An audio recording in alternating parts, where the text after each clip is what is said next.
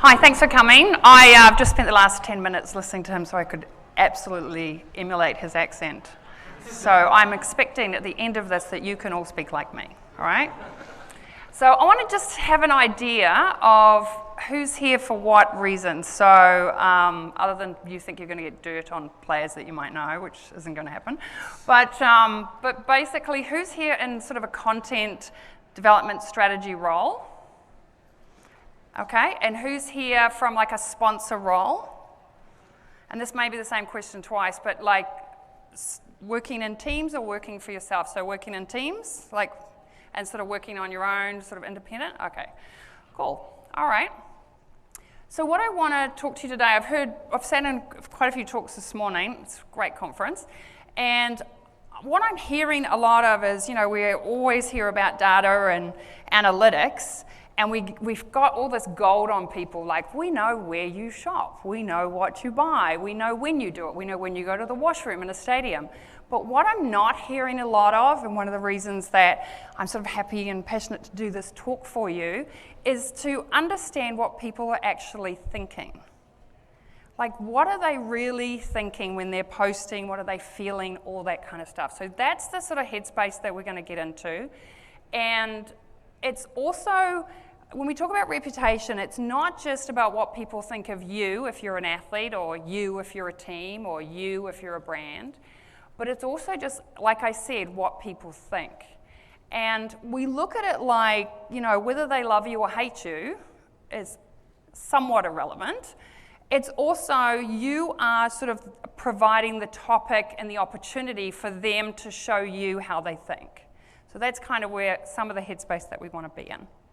So we have this content strategy conundrum, and that is, what is your focus during content development? So what are you prioritizing? And I know that what happens is somebody up in the C-suite or somebody that's writing your checks is telling you, we need more engagement because that's going to lead to sales. Is that kind of I get that a lot kind of a deal? You can disagree with me. You can have an opinion. I'm all for that. And so then they kind of go, well, yeah, the more engagement we're going to get, then the more risk it's going to be. And that's where you get athletes withdrawing from social media and saying, oh, everyone's saying all this really bad stuff about me right now, I don't want to touch it. And there are times where I say, do not touch your phone. And there are other times where I'm like, go at it. Because that really isn't the case. So what is your focus? So I really want you to think honestly about what it is, and the clue is, what are the KPIs that you're being asked to report somewhere? Which is essentially a number, and we'll get into why, I'm not a numbers person, I'm an analytics person. But what is your focus? Is it engagement, reputation, the fans, the sponsors, and ultimately probably sales? Because that's kind of the proof that you sitting in that seat is worth me paying you, is kind of the way that somebody looks at you. So where is that focus leading you? Because depending on what that focus is, what ends up happening is it distorts everything. So like it or not, there's bias in your data and bias in your analytics. And so it's either going to be the analytics, how you interpret those numbers, and how you sort of translate that into something which will be your strategy. And then also what that action is that you decide to do on that day or don't do, and then what the action is of your audience, okay? So we're always trying to get people to do stuff based on what we post. We want them to love us. We want them to do all these things, but essentially they might love us. They might kind of go, what are you on about? Or they might be like, God, I hate you, and I'm going to let you know, or you're kind of funny today, or you're a little sarcastic, which is probably what I get. So, but that's all good, and people get very afraid because they're like, if they're not going to love us, that's not going to be good, because we want them to love us, and there's going to be more engagement, and if they don't love us, they're not going to come to the game, they're not going to buy our merch, right? So the fact is, we need to motivate them by feeling and not by doing, and I know that's really a pedestrian statement, but it's something that we really need to drum all the time. So this is kind of what my, I would say day, but like life sometimes looks like. So I work directly with athletes. I do get brought in by teams. I work with pre-season sort of camps and training and that kind of stuff.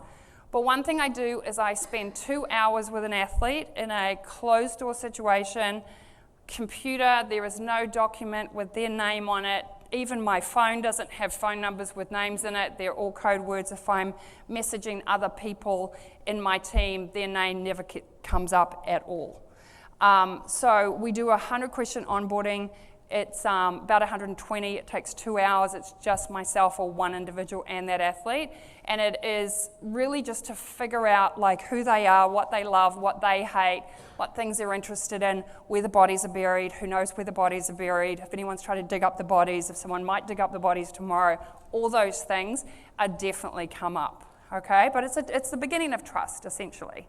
And then my day is, I do a daily scan, and as we know, athletes like to, they go to work at they're working is about 7 p.m. usually for most of the athletes in North America.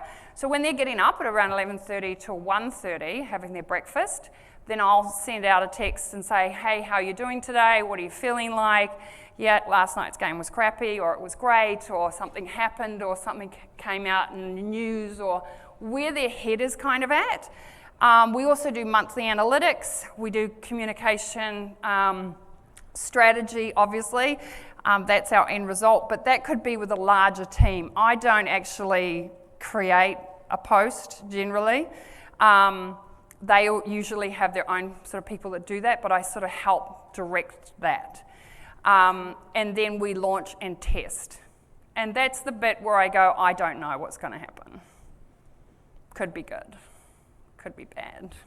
But we'll test it and we'll see, and we'll figure out whether we had a clue or not. Because I don't care who you are, how much experience you've had, how many things you've dealt with, you have no clue what's going to happen. Because I guarantee you might have the best laid plans, and guess what? Tomorrow happens when you post it and you give someone the blessing to post it, and at that time something else happens in the world, and all of a sudden that takes on a completely different meaning, and then you've got a whole other ball of flames to put out, right? So I want to get into some more interesting things. So one of the things we do is benchmarks, and I use a tool called Meltwater, and you can use whatever you like. I've used other tools. What I like about Meltwater is it's, I always feel like analytics tools have these made up sort of data congestions or traffic clogs or whatever, where they mishmash all these numbers and they call it something that they kind of proprietary name it. And so I'm always a little kind of skeptical about that because I don't like numbers. So one thing that I liked about Meltwater is they let me go back 18 months, and then I can take a chunk of time that's like 12 months of that, and I can develop benchmarks. Because the wonderful thing about sport, unlike really any other industry, because every other industry is what, Q1, Q2, Q3, Q4 repeat. But what's cool about sport is you have preseason, which we're in now with MLB, preseason training camps, and then we have the season, and then depending on the sport, you might actually have race series or competitions like in rugby league, go the All Blacks. So you have all these things, and then you have however your sport finishes up that season. So it could be whether it's a grand final, or it could be a World Series if it's baseball, or you get the picture, right? So, but those are all repeatable conditions that we can look at. So one of the things that I do is I have all these different benchmarks. This is what it looks like in real life. But here's what I call them. So where someone's traded, obviously that's a trade, where Mookie got traded. And where there's, Michael Vick, there's kind of like, and also the sign stealing, I actually call those a holy S-bleep benchmark. And then we have things where it's like, there's the Special Olympics, and there was kind of some kind of good feely kind of stuff. So it's like a good news day. And then you also have wins and losses as well. So you're going to make up your benchmarks for whatever they are. So it could be your seasons, and then you're also going to have these moments. It could be a legal issue, a holy kind of bleep issue, whatever it may be. So then you're going to look at your single event benchmark, right? So you're going to understand what impacts a brand and what recovery looks like. The recovery part, very, very important, but also when we look at these things, this is sort of plucked out of the sky from somebody, and they have a really good reputation. I always work with people that call me at 2 a.m., but I work with people that are like looking at things over a longer period of time and trying to look at improving. And our goal is to build what we call a resilient brand, because I know that something will happen to every athlete at some point, whether it be an injury or something happens around them or they do something themselves. So what we see here is our positive and negative. I usually do it as a ratio. That's not too bad, 60-40, it's not fantastical, but you can see that they've actually enjoyed some pretty good days there. That's each bar is a day. But then something wicked happened that really negatively impacted them. The other thing you got to think about when you're, especially with sports and your data and looking at reputation, is there's some definite bad days, like spots in there. But that could be somebody going, so-and-so really sucked last night in the game, right? Because they like the other team. So not everybody that gets pulled into your analytics is your fans, but they're definitely your audience, and they're definitely talking about you. So what we look at is what happened there, what specifically caused that drop, how long does it take to recover? Did you make it better or worse, essentially? And, what does it naturally return to? Because what we're trying to do is build that resilient brand. So you have this good ratio, and it's kind of somewhat equal to positive and negative.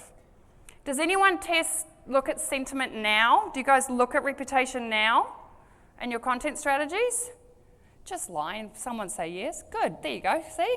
Taught somebody to lie today. Just kidding. So, what is the reason for that drop? And basically, it's a shift in your fan base. I call that your herd. Todd knows we grew up in New Zealand, not together, we're not brother and sister. But one thing happens in New Zealand is there's sheep farms everywhere. And, you've all watched it where the dogs are trying to herd them in. So it's kind of what happens is you're trying to herd your fan base into the right place, and then somebody runs over there, and then the rest of them run over there, and they all join that bandwagon. Especially from Toronto, that is the land of bandwagon fans. If you watch the Raptors win the championship last year, everybody's a Raptors fan. So, but that'll change and everyone will flip around. So what we're always trying to do is figure out, why did it drop? Was it because somebody misunderstood some quote or something that was said? Was it twisted in some way because, a journalist wanted to gain some sort of eyeballs or something? So you're going to have to figure that out and then figure out if it's a topic that's important to your fan base, which is going to be forgotten tomorrow. So then we have a 4 or an 8 week close benchmark. This could be like a race series, if it's like Formula One. It could be preseason camps. It could be finals of a competition or something like that. Why I think it's good is because, each of these bars is a week. So we're sort of getting into longer periods of time. And you can see everything started out really great.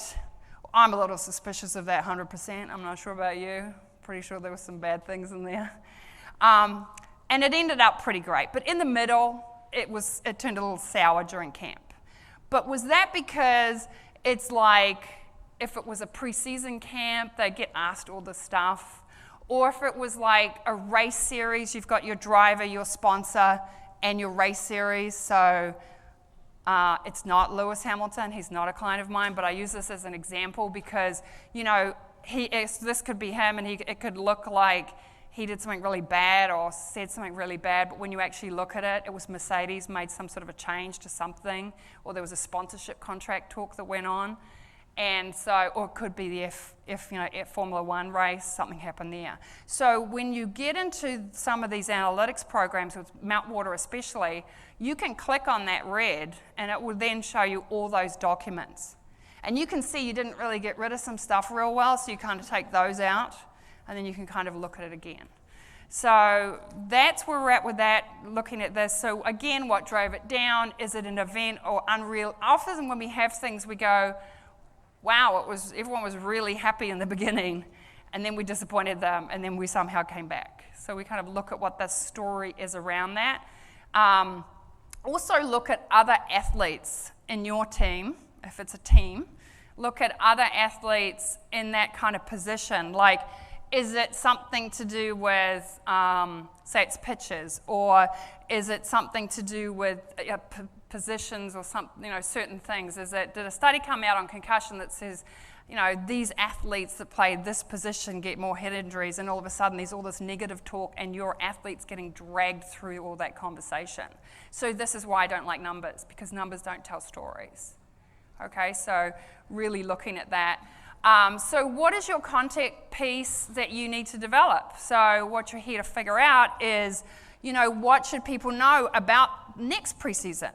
Because remember how I said we do benchmarks because time constantly repeats. So, okay, we just looked, like maybe you got, you came on board and you started looking at this and it's in the middle of an actual season, and you go back and you go, well, what happened in preseason?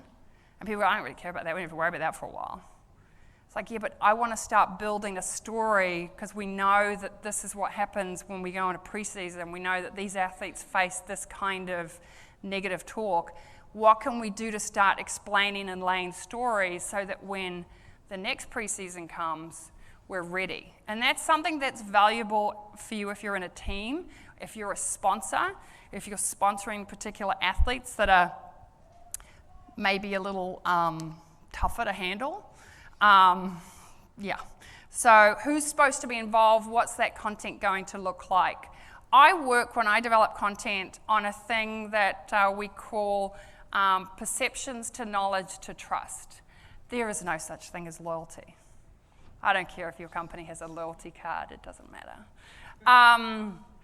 And we can talk more about that afterwards, but the point about it is, someone has a perception about you. Is it a fact or is it a perception? What is the knowledge piece that your audience is going to swallow and digest and possibly believe or accept? Because you're not trying to convince people of anything. We're just trying to get them to accept and understand. And so that's the other part, if you take something away from today, we're not trying to change anyone's mind. We're just trying to get them to understand a point of view. They don't have to agree with it. So, and in season, what I want you to see about this is, looks kind of fine. 51 of 49, survey says, pretty good. But I actually know that this is not actually a really good story behind these numbers. And so you kind of have to be very careful when you start to stretch things out. Those bars are weeks. Now we're looking over an entire season. You show that to somebody upstairs, it looks like everybody's happy, but they were not. But what you can look at is that when it sinks down, it kind of does rebound back up again. That kind of happened. So you've got to be really careful at what you're looking at. So you've got to ask if you can trust this metric, this sort of a KPI kind of feel. But what I'm always looking for, what is that natural rebound pattern? Win benchmarks, I'm going to flip through this pretty quickly. And just the point of this one, you can do wins and losses. Depending on your sport and your athlete, you're going to put some buffers around this, because it's not about what happens on the day of that win. It's what happened a few days before and a few days after. Now, if you're a sport that gets a new game happens every 3 days or 2 days, you know that you've got to kind of figure out what that padding is going to look like. But if you've got an athlete that only plays every 4 days because of the position they play, you can probably do 2 or 3 days on either side. But what's interesting is, very similar, 67%, 33% on both. You show someone that number, looks good. But then you show them the second one and you're like, whoa, what happened? So really figuring that out, and again on this one that I use, you can click on there and really see what it is that you're doing. So this one's super interesting because this is real-time stuff. Like, we follow things in real time as it's happening. This is a sort of athlete media directed thing. So this is a situation where you have like a journalist writes an article and says something and takes a quote, and it's not pretty. So I've had multiple situations like this, and what I always have said, and I don't think it's backfired at all yet, is you're sending that out. You're going to retweet that, or you're going to push that out again, and you're actually going to explain like what it is you meant. And they're like, but I have way more reach than that blogger, journalist, sometimes even the whatever channel it's going out on. Why would I put that out there? That's like not nice. I go, because you're going to write what you mean, what you meant. You were misquoted, you were cut off, whatever it may be. And you can see that, and this is within hours. This is actually the first dots are day 1, the second dots are day 2, because I can't cut it down into hours, but I watched it happening. And within 5 hours in the middle, like in nighttime, like that changed from a little bit negative, but more negative than positive, to happy days. So that's something that was kind of a neat thing. But then you have a cluster. And that's where things just start to go good, or they start to go bad, or you think they're going good, and then you make a decision. Sometimes it pays off, sometimes it doesn't. So what does that look like? So when I have this, I like to present it as a line graph like I did before, because then I can see these points, and I can actually see that flow of following a good day and following like good stuff and following the bad stuff. You can still click on it, you can still see all the documents. So the first thing was an athlete-directed online event. So something was either written about them, or they posted something that didn't get received real well. So you can see that you have obviously the negative is better than the higher, rather not better, but higher than the positive one. What's cool is that what you're looking for here is what happens after the bad thing. So each dot is a day. So it does actually kind of go back in its natural form is to go back to that little bit more positive. But then there was something that happened in the game. So let's say their performance wasn't very good. If it was a hockey game, it might have been like a really high stick or a bad sort of move, or someone got smacked into the boards, or something happened, not so grand. And then you see that's negative, but it does go back to positive, and it goes back a little bit better because there's been work being done. But in this case, because it was so much negative talk, I did say, and I rarely ever say this, put your phone down. Do not touch it for 24 hours. Because anything you do, it's so vile and toxic out there, anything you do is just going to come back. And even nice things, you could post kitty cats, and it's going to be bad. So just stay off it. Then there was a team-directed thing that happened. It wasn't necessarily bad, it wasn't great, but it was just a neutral thing. But it gave us an opportunity to tell a story that was kind of like an audience fan kind of, thing, we'll say. So we produced this, put it out there, and you can see that it got a lot of take up. So it got retweeted, it got talked about, it was great. Then they had a game didn't go so well. But what's cool about this is you can actually see that over the period of about a week or so, I can't count, but like a week and a half, you can see that, yes, some bad stuff happens in events, but each time it's getting a little bit more positive and a little bit more positive. But I can bet you that sponsors, the team, the audience are going, oh man, that person's bad news, like just stay away, like we're not gonna try writing sponsorship contracts at this point, or it just looks so bad, because people they believe all the negative stuff, right?